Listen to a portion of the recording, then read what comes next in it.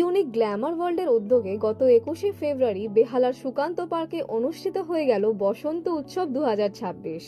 এই নক্ষত্রোচ্ছিত অনুষ্ঠানে উপস্থিত ছিলেন জার্নালিস্ট বিপ্লব চক্রবর্তী, কথা সিরিয়াল খ্যাত প্রিয়াঙ্কা ব্যানার্জি, প্রিয়াঙ্কা মুখার্জি, মেঘা দে, অর্পিতা মুখার্জির মতো সেলিব্রিটিরা। এই অনুষ্ঠানটির প্রধান উদ্যোক্তা ছিলেন মেকআপ আর্টিস্ট পূজা কর্মকার। আসুন দেখে নিই সেই অনুষ্ঠানের কিছু মুহূর্ত।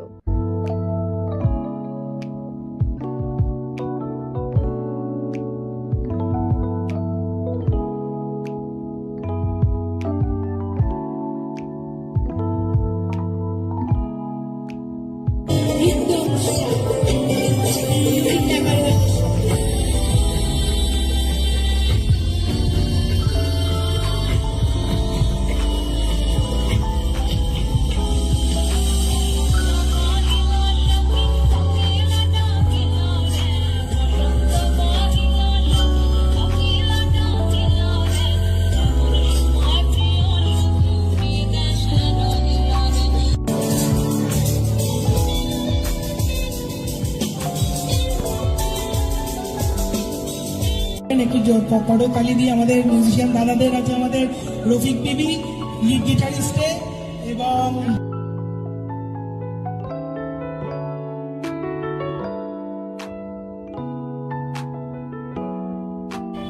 বিপ্লব স্যার এবং ওনাকে ইউনিক গ্ল্যামার ওয়ার্ল্ডের তরফ থেকে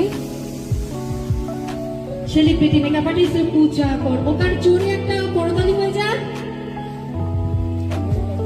এবং উত্তরীয় দিয়ে বরণ করে নেবে বিপ্লব স্যারকে, বিশিষ্ট জার্নালিস্ট, ইউনিক গ্ল্যামার ওয়ার্ল্ডের সেলিব্রিটি মেকআপ আর্টিস্ট পূজা কর্মকার।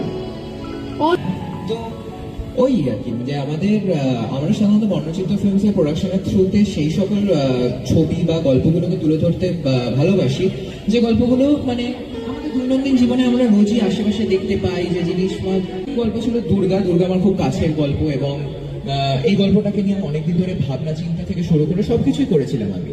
কিন্তু সবশেষে আমার কাছে দুর্গা চরিত্রের জন্য এমন একজন মানুষকে প্রয়োজন ছিল যাকে দেখে মা দুর্গাকে অন্ততপক্ষে আমি কিছুটা হলে ভিজুয়ালাইজ করতে পারি।